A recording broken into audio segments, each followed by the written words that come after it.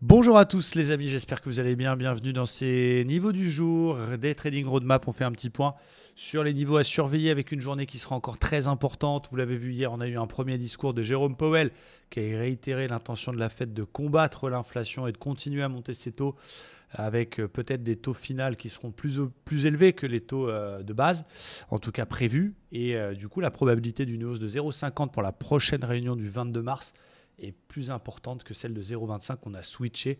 On est maintenant sur 70,30 pour 0,50. Donc on a eu une grosse hausse du dollar hier, donc une grosse baisse des indices, notamment les indices américains qui paient ce discours. Aujourd'hui, c'est attendu parce qu'on a le round 2, entre guillemets, Powell.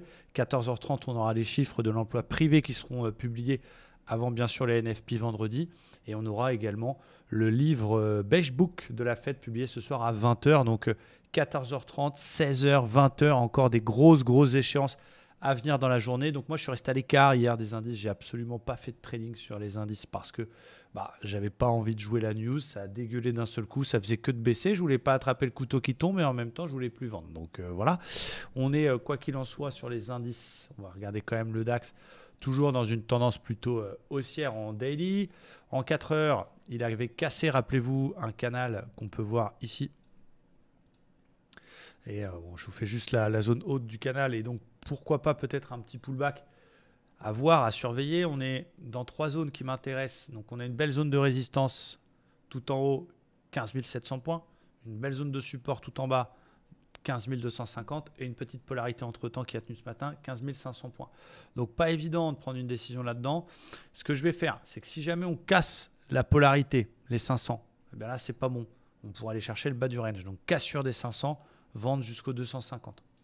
Si évidemment il s'extrait grâce à Powell ce soir des 15 700 par le haut, il faut arrêter d'essayer de vendre, il faut acheter.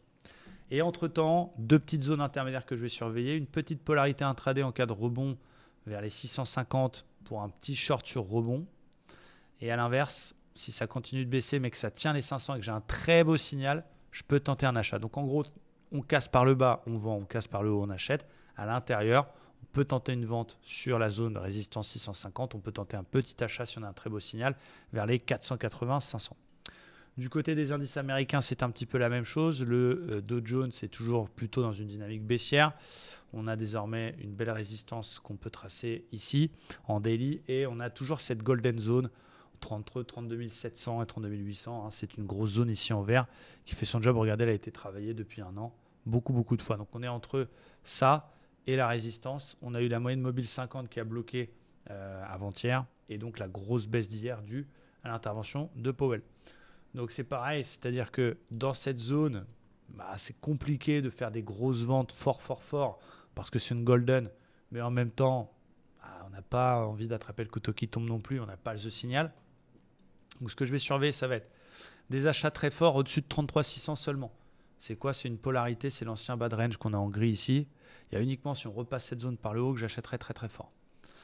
Si jamais cet après-midi on pète les plus bas d'hier, donc ça veut dire on fait une vague de baisse, on consolide, on pète les plus bas d'hier. Je peux essayer de faire une vente un petit peu plus agressive pour aller chercher les plus bas de la semaine dernière. Donc ça veut dire cassure des 830, je vais chercher les 550. Encore une fois, je fais abstraction de la partie Powell, ce sera jamais autour de 16 heures, pas avant ou après la news, il faudra laisser passer un petit peu les choses. Si jamais ça rebondit sans nous, on a une zone à surveiller qui est la zone des 380-400. Ici, à surveiller en cas de rebond pour essayer de travailler une vente là-dedans si on voit un rebond là-dedans et que ça ne passe pas. Et à l'inverse, plan numéro 3, c'est le plan un peu plus agressif. Ça vient descendre, on n'a pas le temps de rentrer en vente dedans et on vient chercher les plus bas de la semaine dernière qui tiennent et on a un super signal de feu. Je peux essayer de payer 32 600 si ça passe pas la zone par le bas et si j'ai un top signal, bougie à pesanteur. Du côté du Nasdaq, il est toujours sur la ligne de coup du W hebdo, au-dessus des moyennes mobiles. On est quand même encore dans le canal baissier 4 heures. Vous avez vu, il a tenu encore ici, il a fait son job. Et on vient de retracer la moitié de toute la hausse. En une heure, on a plusieurs zones à surveiller. On a une polarité dans laquelle on se situe actuellement, autour des 150. On a un gros support tout en bas autour des 900. Et on a une polarité résistance autour des 470. Donc, si on casse les plus bas d'hier, je peux vendre pour aller chercher le milieu de canal, voire la zone support. Si ça rebondit, mais qu'on échoue de nouveau dans le haut de canal, dans cette petite polarité 300, je peux essayer une vente un peu plus agressive. Dans la zone support, que j'ai le temps de vendre ou pas, si on vient chercher cette zone et que j'ai un top signal, je peux essayer de racheter. Mais je rachèterai plus fort au-dessus des 500. Voilà pour le Nasdaq.